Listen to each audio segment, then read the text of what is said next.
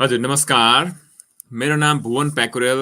म हजुरहरूसँग आज सधैँ चाहिँ फेरि एउटा विशेष जानकारी लिएर र विशेष कुरामा छलफल गर्न भनेर आज आएको छु।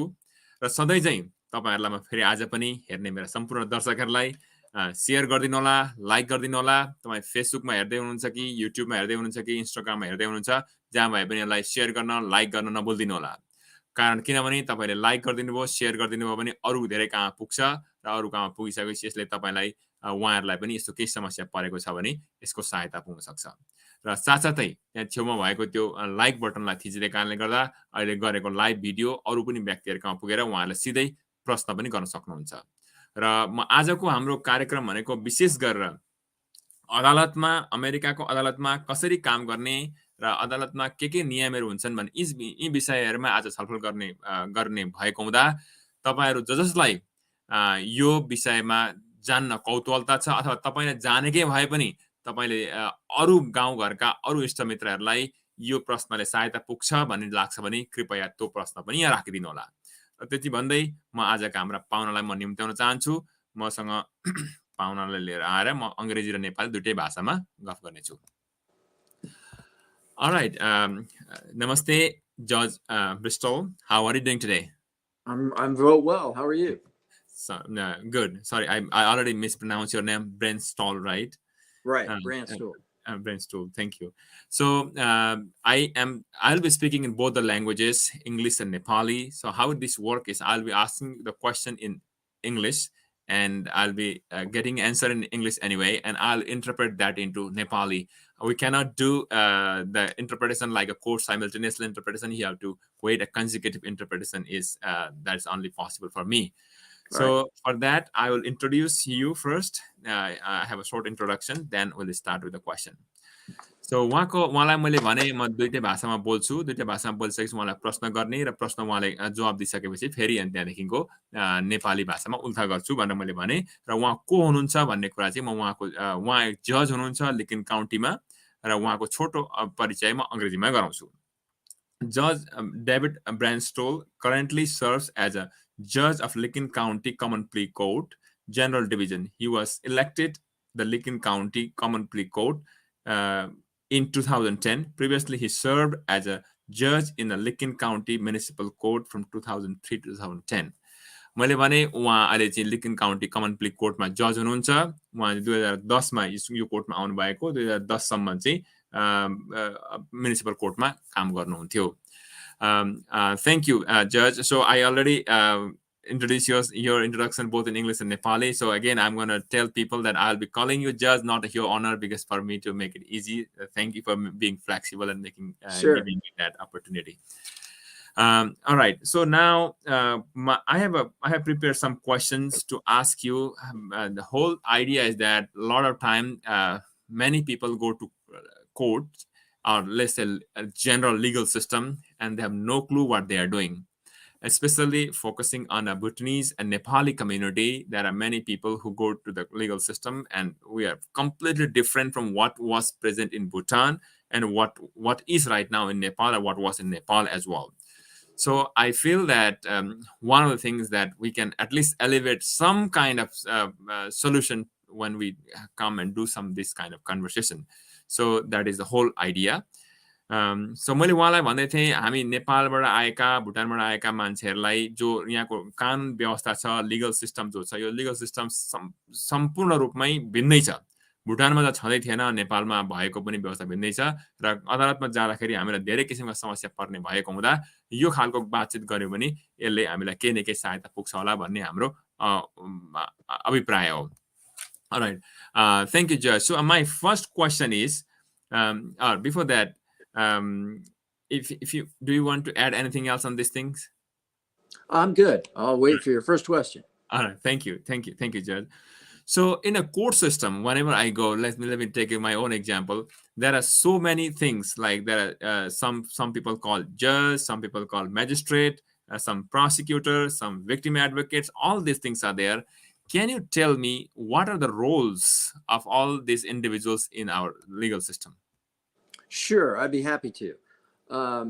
The judge in Ohio, the judge is the elected office holder who presides over a particular court, and that court has specific jurisdiction. My jurisdiction mostly deals with serious criminal cases and then civil cases. Go ahead. Thank you जज सो मैले उहाँलाई सोधेर थिएँ हामी अदालतमा जान्छौँ अदालतमा जाँदाखेरि विभिन्न किसिमका मान्छेहरूको नाम सुनिन्छ कसैले जज भन्छन् कसैले मेजिस्ट्रेट भन्छन् कसैले प्रोसिक्युटर भन्छन् यी विभिन्न किसिमका के हुन् त भनेर मैले उहाँलाई सोधेको थिएँ त्यसको जवाबमा भन्नुहुन्छ ओहायोको नियम अनुसार जज भनेको चाहिँ अदालतमा हुने व्यक्ति जो हो जो चुनाव जितेर चुनावबाट जाने प्रक्रिया हुन्छ okay And then the judge generally presides over the important parts of the case. A magistrate is an employee of the court who the judge hires to handle some of the preliminary or administrative parts of the case. अब जजले चाहिँ जो हुन्छ जज चाहिँ सम्बुद्ध अदालतको मुख्य व्यक्ति हुनुहुन्छ जज चाहिँ त्यो अदालतको त्यो पर्टिकुलर अदालतको व्यक्ति जो जजले त्यहाँको निर्णय गर्नुहुन्छ प्रिजाइडिङ भनेको त्यहाँको मुख्य निर्णयकर्ता हुनुहुन्छ र मेजिस्ट्रेट भनेको चाहिँ अदालतको एउटा काम गर्ने व्यक्ति जस्तो हुनुहुन्छ जस्तो चाहिँ जजले उसलाई हायर गरेको हुन्छ जजले काम गर्नलाई नियुक्ति गरेको हुन्छ okay In a criminal case, that's, I think, what most people think of when they think of a criminal trial or a court case. The judge presides over the trial and the sentencing if there's a conviction. The magistrate might handle things like setting the bond or conditions of someone's release. अब यहाँ दुई किसिमका cases हुन्छन् एउटा civil case र criminal केसमा चाहिँ भनेको जजले चाहिँ त्यो ट्रायलमा बस्नुहुन्छ अनि त्यसको निर्णय गर्ने काम गर्नुहुन्छ भने मेजिस्ट्रेटले चाहिँ त्यसको त्यो त्यहाँसम्म पुग्नका लागि व्यवस्था गर्ने गर्नुहुन्छ त्यसको बन्ड सेटिङ गर्ने र इत्यादि कुराहरू गर्ने गर्नुहुन्छ alright thank you so these are the two things for the judge and magistrate but I think I'll come back to that question again Okay. But let me finish. So in some courts, there are already the magistrates also make the decision, right? Like a judge. And some, yeah, and some they have the authority to make some decisions in the case. That's correct. कतिवटा कोर्टमा चाहिँ मेजिस्ट्रेटले जजको जस्तै निर्णय पनि गर्ने गर्नुहुन्छ.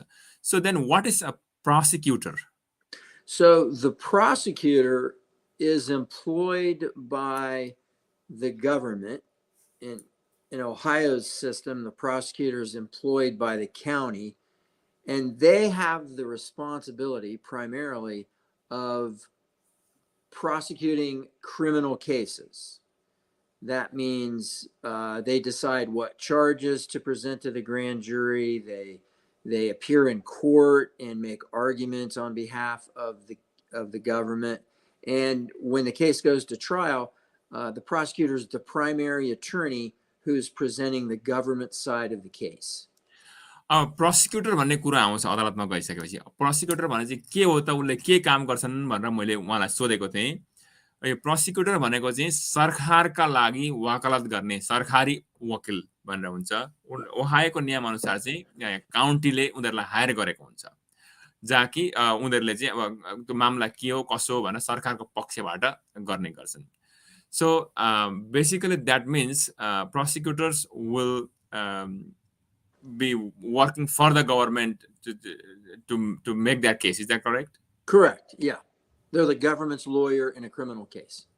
कुनै पनि क्रिमिनल मामलामा प्रोसिक्युटरले चाहिँ त्यो मामला त्यो काम गर्छन् जस्तो चाहिँ उनीहरुले सरकारको लागि वकालत गर्ने गर्छन्. Thank you. Yeah. So the next one comes because these are the terms very much new to us. We come from other countries. Like there's nothing called, at least in my experience, I don't want to say that this was not there. That must be there, but maybe use different words to explain the same thing. But I didn't have no experience on those things. Okay. So what is victim advocate then? A victim advocate is an employee of the prosecutor's office. And their job is to essentially help crime victims stay informed about the status of the case. So they might provide reach out for hearing notices, trial dates.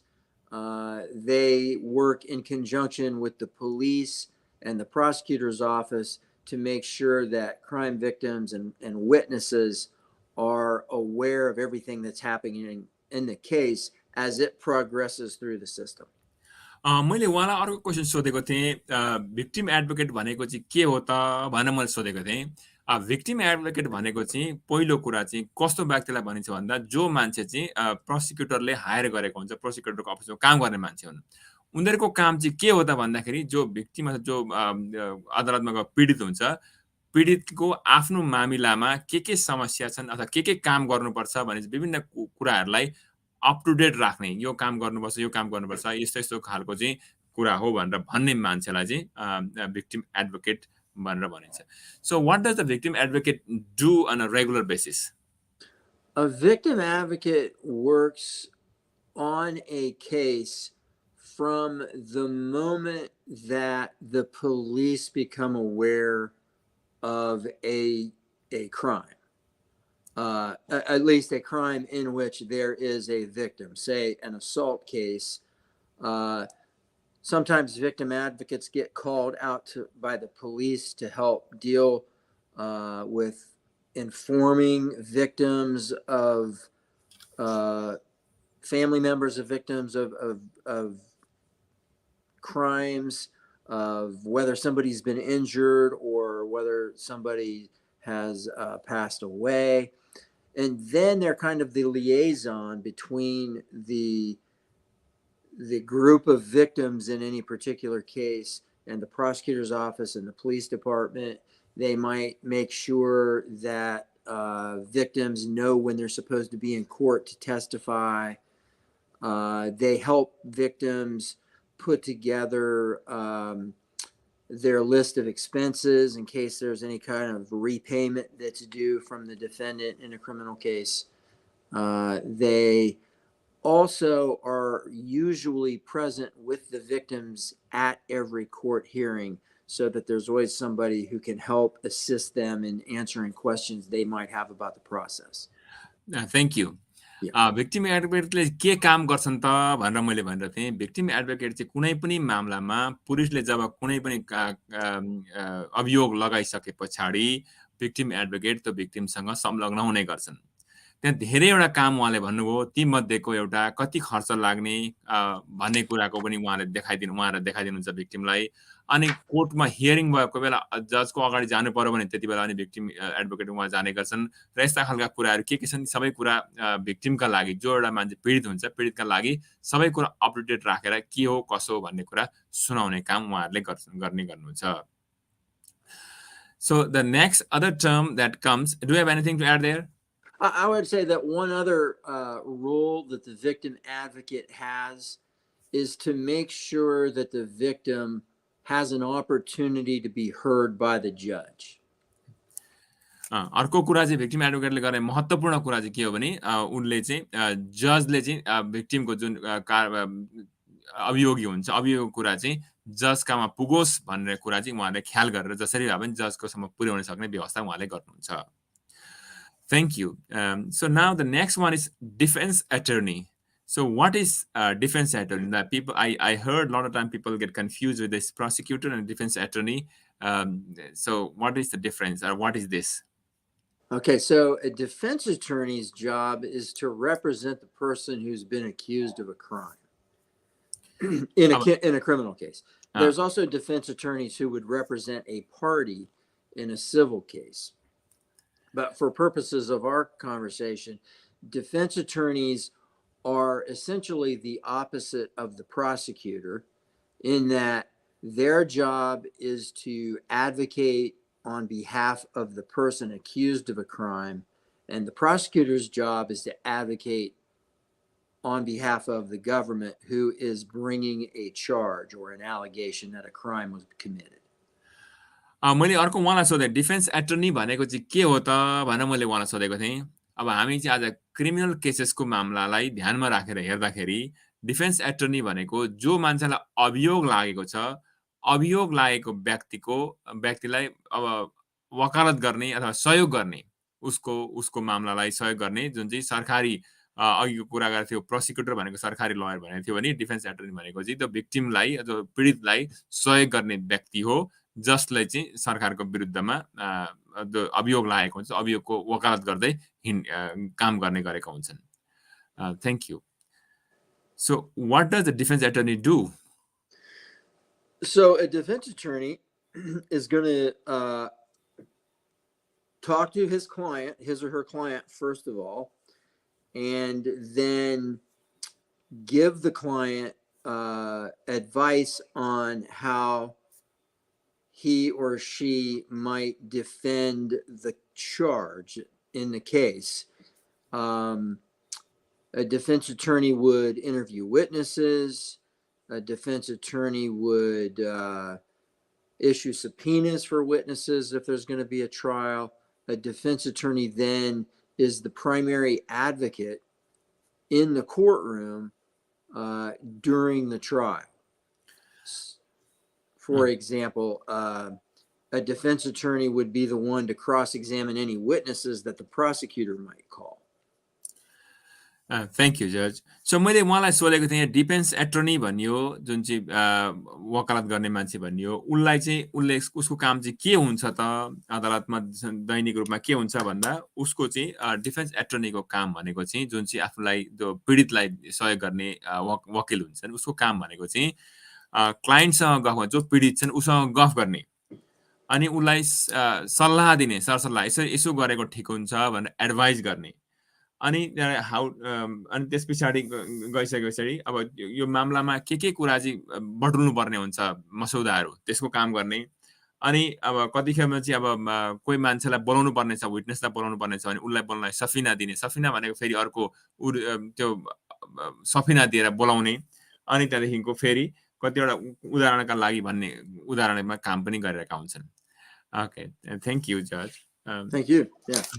A defense attorney, even in the vast majority of cases that don't go to trial, a defense attorney is an important advocate to explain to the judge why somebody might have acted the way they acted and to advocate for a particular outcome that would benefit the defendant or the person accused of a crime. For example, the defense attorney might advocate for a sentence that would allow him or her to get drug and alcohol treatment or to be on probation, as opposed to, say, a term of incarceration.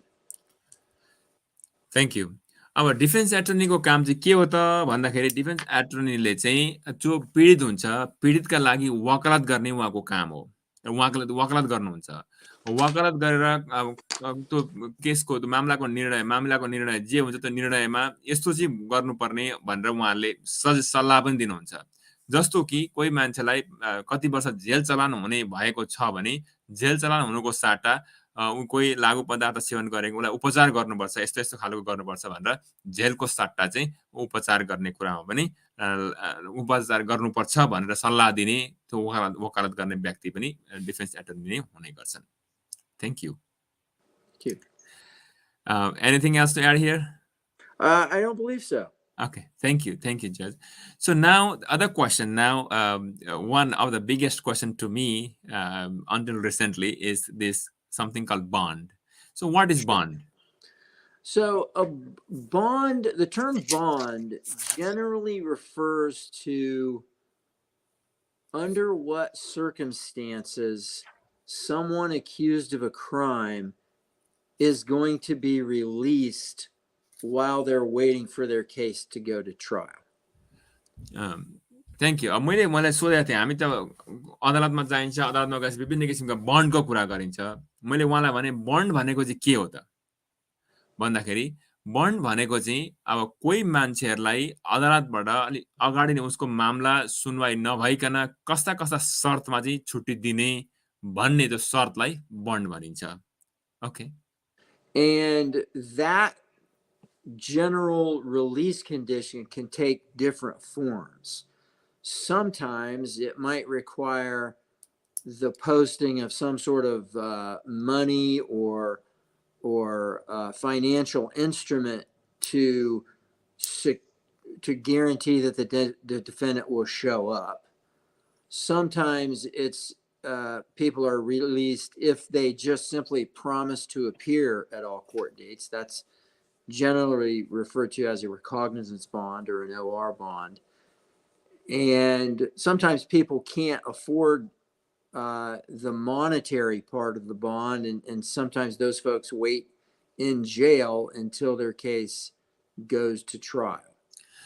अब bond खाले खाले हुन्छन् ती मध्येको अब त्यो शर्त बन्डका शर्त पनि धेरै हुन्छन् कतिवटामा चाहिँ पैसा अथवा डलर तिर्नुपर्ने हुन्छ भने कतिवटामा चाहिँ रिकग्निसन बन्ड भनेको म ठिक छ म यो भनेको कुरा मान्छु भनेर भनाइकै आधारमा बुझाइकै आधारमा सही सही गरेर आउने खालका पनि शर्तहरू हुन्छन् र कतिखेप चाहिँ मान्छेले पैसा तिर्न नसकेको कारणले गर्दाखेरि ट्रायल हुन्जेलसम्म जेलमै बस्ने गर्ने बस्नुपर्ने हुन्छ बस्ने गर्छन्.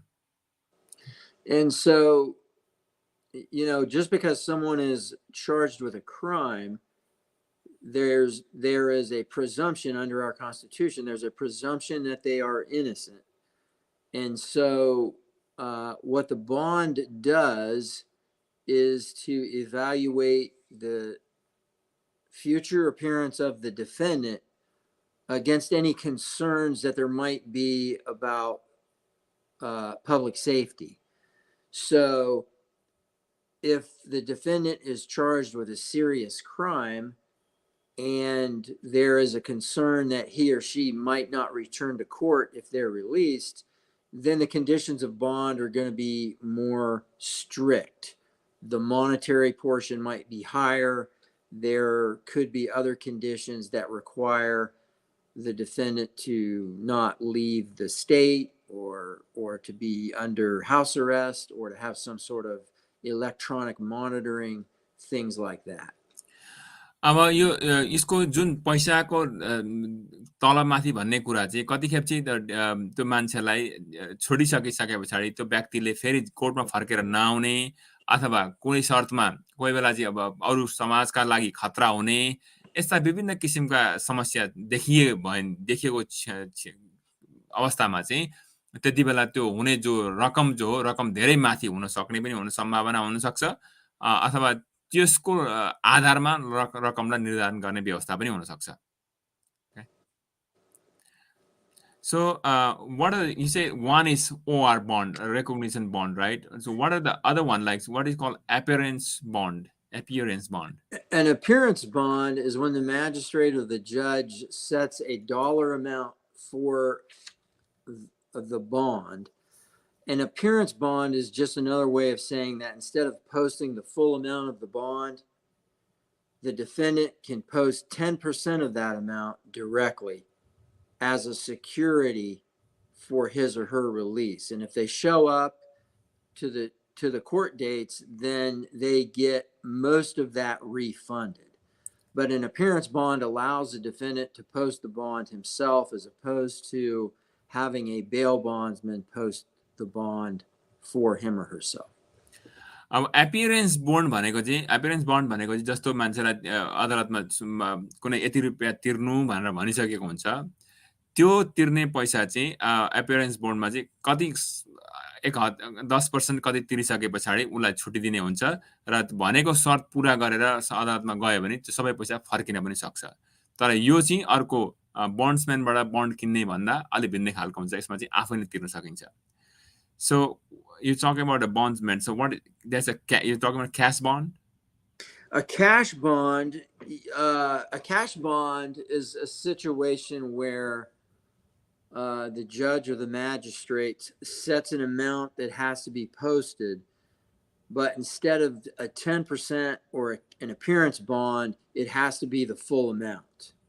So if the judge or magistrate sets the bond at, say, $1,000, then in a cash bond, $1,000 would have to be posted to secure the appearance to secure the defendant's appearance.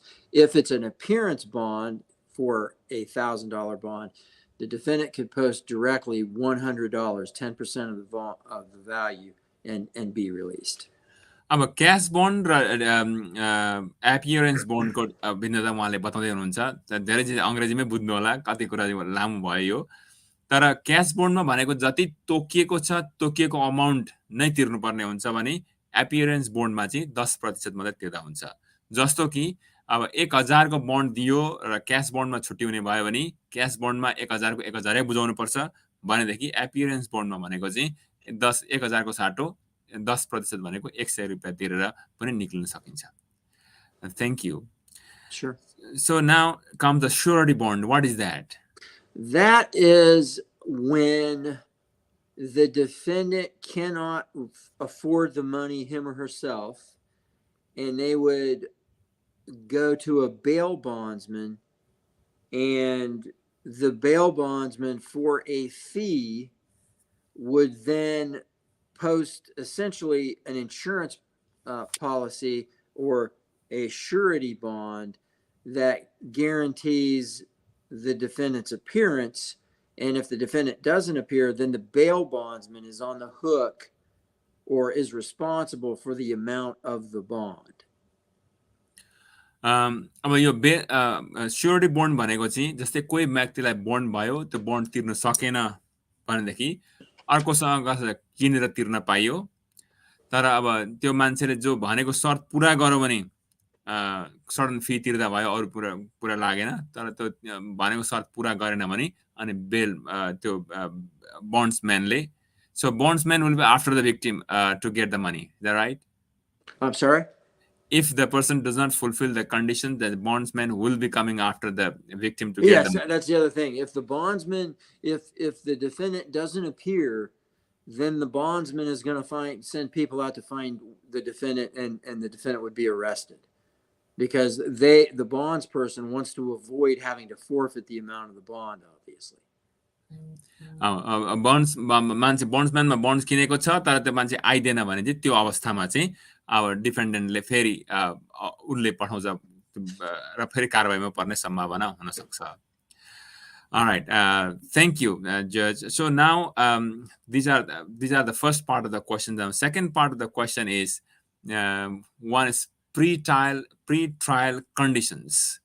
So this is something people don't understand, and I see the pre-trial condition unknowingly or knowingly people are making what do you call violations, or I don't know what's the right word. Right, so can you talk, what is this pre-trial condition? So when a judge or a magistrate sets the amount of the bond, he or she generally also sets conditions or requirements that the defendant has to comply with while they're waiting for trial. And some typical types of pretrial conditions would be that, for example, a defendant not consume alcohol or drugs without a prescription. They may be required to submit to random drug testing. They also may be required to engage in some sort of counseling or treatment or get a drug or like a mental health assessment. So in addition, the pretrial conditions are in addition to the monetary part of the bond that require the defendant to do things in order to maintain his release into the community. Thank you. मैले उहाँलाई सोधेको थिएँ pre-trial condition भनेको के हो भन्दा अब कतिजना हाम्रो यो समस्या बहुत ठुलो समस्या छ। अदालतमा कुनै किसिमले समस्या परेको हुन्छ, समस्या परिचय छुट्टी भएर आइएको हुन्छ घरमा, तर बन्डमा छुट्टी भएको हुन्छ, कतै 10% अघिको भने स्योरिटी बन्ड कुनै बन्डमा छुट्टी भएको हुन्छ।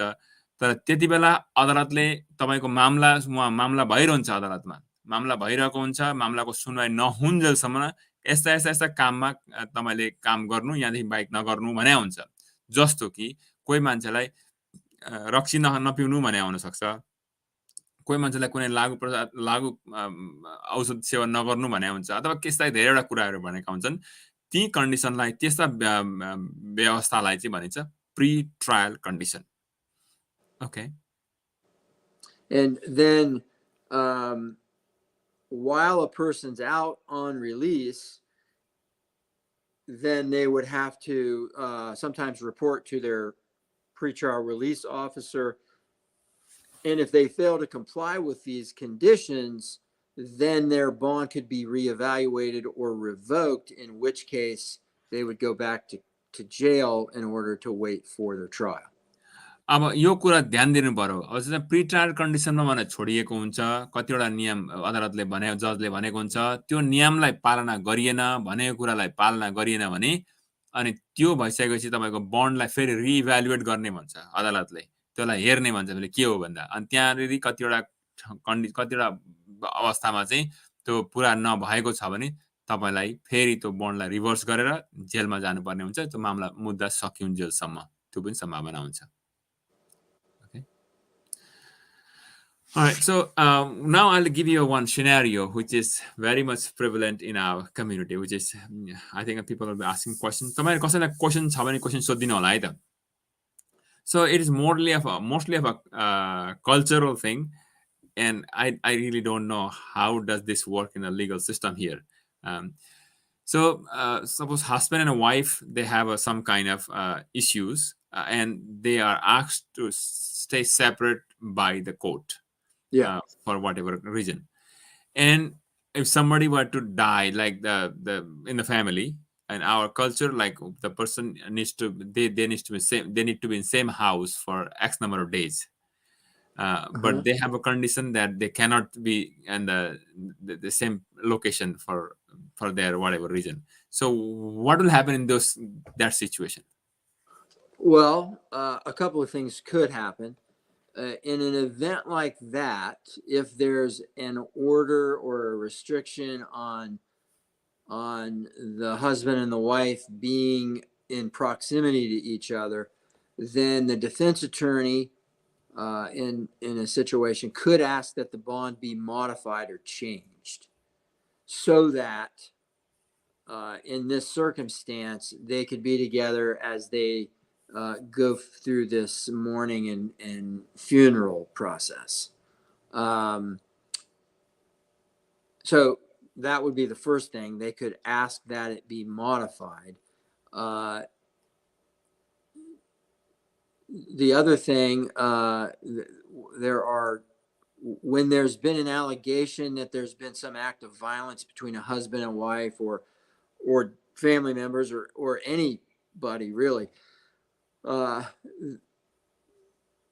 in addition to a crime and a bond and a pretrial release condition, there are sometimes what are considered civil protection orders, and they're essentially the same thing. They're court orders that require people to stay away from each other so that nobody gets hurt. So if those conditions or those orders are not modified, then the defendant in the criminal case could be exposed to a revocation or an arrest if he's found in proximity to his wife, in your example, in violation of that order. Okay. Thank you. So it's something that should be taken seriously and ask the court to modify. Not persons should not do as themselves, like this it has to come through the court, right? Yeah, it has to come through the court. Yeah, that's and what I generally the female or the victim can't allow it to happen on her own, even if she wants it to.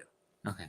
So let me tell this one. मैले उहाँलाई सोधेको थिएँ, प्रश्न के सोधेको थिएँ भने हाम्रो कतिजना घरेलु समस्याले श्रीमान र श्रीमतीको बेमेल भएर टाढा टाढा बस्नु भएको हुन्छ। अदालतले सँगै नबस्नु भनेर नियम त्यस्तो खालको शर्त बनाएको हुन्छ। उहाँहरू पहिले त ठिकै पर बसिरहेका हुनुहुन्छ, तर दुर्भाग्यवश कोही बेला घरमा यस्तो मरौ परौ केही अवस्था आएको खण्डमा चाहिँ उहाँहरू सँगै बसेर काजक्रिया गर्नुपर्ने अवस्था हुन्छ। र त्यस्तो भयो भने चाहिँ के गर्ने त भनेर मैले उहाँलाई सोधेको थिएँ। कति ठाउँमा चाहिँ आफैले होइन हुन्छ सारा पर्ने ठाउँमा आएर बस्दै गर्नु भनेर भन्ने गरेको हुन्छ, मैले त्यो देखेको छु कति ठाउँमा। त्यस्तोमा चाहिँ के गर्ने त यस्तो भयो भने भन्दाखेरि भन्नुहुँदैछ उहाँले, अदालतमा गएर न्यायाधीशबाट त्यसको निर्णय गर्नुपर्छ। आफूले जब घरमा छोरा बुहारी बाहिर बसेका छन्, कसै ससुराको देहान्त भयो भने त्यस्तो अवस्थामा छोरो र बुहारी सँगै बसेर काम गर्ने जो हाम्रो चलन छ त्यो काम गर्न पाइँदैन। अदालतमा गएर चाहिँ अदालतले चाहिँ त्यो मोडिफाई गरेर हुन्छ यो टाइमभरि बसेर काज क्रिया गरुन्जेलसम्म बसेर भनेको खण्डमा तपाईँको कुरा अदालतले दियो भने भयो। तर होइन म अब मरौ परौ भएको छु, यो मेरो बुढो मेरो श्रीमान पहिले त्यस्तो भयो भने यो अवस्थामा त हुन्छ भनेर त्यो भिक्टिम जो मान्छेले हो, श्रीमतीले श्रीमानलाई त्यहाँ बोलाउनु हुँदैन। त्यो चाहिँ आफूले गर्न मिल्दैन। So to ask the question here itself, because I found this happened in the past. So if a victim, either way, the husband or a wife in this particular situation, comes and stay in the proximity against the court order, what will happen? Well, it would be if the police found out about it, then the person who was ordered to stay away, the husband in your example, there would be a good chance he would be arrested and potentially charged with a new offense regarding his violation of the bond. So he could be arrested and then have his bond revoked or modified, and then he would be in jail until his court date. यो कुरा पनि ख्याल गर्नु पर्यो हामीले। त्यस्तो भएको खण्डमा अगर हामी आफ्नै बुझाबुझ अदालतसँग गएर अदालतको अर्डर नलिकन हामी चाहिँ सँगै बस्ने भयौँ भने श्रीमान श्रीमतीको त्यो जुन चाहिँ हाम्रो यसो कार्यक्रमभरि बस्नुपर्ने अवस्था आयो र आफैले निर्णय गरेर बस्यो भने चाहिँ र त्यसमा चाहिँ प्रहरीले चाल पाएको खण्डमा तपाईँलाई तुरुन्तैसँगले कारबाही गर्ने, एरेस्ट गर्ने, पक्रिने र लगेर चाहिँ जेलमा बस्नुपर्ने र तपाईँको बन्ड जो अगाडि दिएको शर्त भङ्ग गरेको भनेर तपाईँलाई अर्को कारबाही हुन सक्छ र फेरि अब अर्को सुनवाई नहुँदैछ जेलमा बस्नुपर्ने सम्भावना हुन सक्छ। Thank you. This is very, very important. Sometimes people make this kind of decisions without getting. Yeah, right. That's true. Yeah. Yeah. All right. Thank you, Judge. Now I have another question. So, report. I have all these questions, but because of my printer, I am losing many of my questions here. So there is a other thing that I hear quite a lot about. People need to have something called GPS. So what is that? Can you talk about that one? Sure. A GPS monitor is an electronic device that a defendant would wear generally around their ankle, and the issuance of that GPS device would be a condition of their release. And the purpose behind it would be to be able, for law enforcement, to be able to monitor the defendant's location at any given time. If there's some sort of stay away order from a victim of a crime, a wife, a girlfriend, something like that. And those can be ordered if there's a concern that a defendant might not abide by the stay away order. So it's one thing for a judge or magistrate to say, hey, don't go around that person. It's another then to have a monitor on, an ankle monitor that will provide alerts to law enforcement if you're within a certain zone, and those can be set up around a victim's house or something like that. अब अर्को कुरा जो हुन्छ धेरैजना मान्छेको GPS लागेको हुन्छ। GPS भनेको चाहिँ के भने अब इलेक्ट्रोनिक मोनिटरिङ डिभाइस, मान्छेले कसरी कहाँ गएको हुन्छ के गरेको हुन्छ भनेर हेर्नका लागि लगाएको एउटा यन्त्र हुन्छ। त्यो यन्त्र लगाउनुको कारण चाहिँ के हो भने अब उसलाई कतै ठाउँमा नजानु भनेको हुन्छ, जबरजस्ती जान सक्ने, त्यस्तोबाट जानबाट बचाउनका लागि लगाइएको कुरा हो। अब कति ठाउँमा चाहिँ जज मेजिस्ट्रेटले त्यहाँ नजा भनेको कुरा हुन्छ भने कति ठाउँमा चाहिँ अब त्यो व्यक्ति जबरजस्ती जान्छ भन्ने शङ्का अपशङ्का भयो जज मेजिस्ट्रेटलाई भने त्यो डिभाइस लगाइएको हुन्छ। त्यो डिभाइसले चाहिँ त्यो मान्छे त्यहाँ आयो कि आएन, त्यहाँबाट छेकिएको छेकेन त्यो भनेर अटोमेटिक थाहा हुने भएर त्यो मान्छेको अब भिक्टिमको घर वरिपरि नजाने खालको व्यवस्था गरेर त्यहाँ लगाइएको हुन्छ। Anything else to add in this one? No, generally, I'll say one thing. generally the cost of the GPS unit would be the responsibility of the defendant. So they can be very expensive. अर्को कुरा फेरि अब विशेष ख्याल गरौँ भने त्यो लगाएको छ त्यो त्यो यन्त्र भने त्यसको लागेको खर्च चाहिँ बिहोर्नु पर्ने त्यही व्यक्तिले पर्नुपर्ने हुन्छ र यसको निकै धेरै महँगो पनि हुनसक्छ. All right, so I think that's all I have. I left few questions because I could not even read those questions in my in my things. I had my printer broke down today. So do you want to? So thank you, Judge. Yeah, I didn't get any questions here, but generally I get quite a lot of questions. So I was expecting some questions, but I didn't get no questions today. So, but thank you so much for finding time and coming out and speaking. Maybe My pleasure. we're going to do again in the future with a little bit Anytime. more preparations. Thank you. Thank you. Thank you so much. Thank you. All right.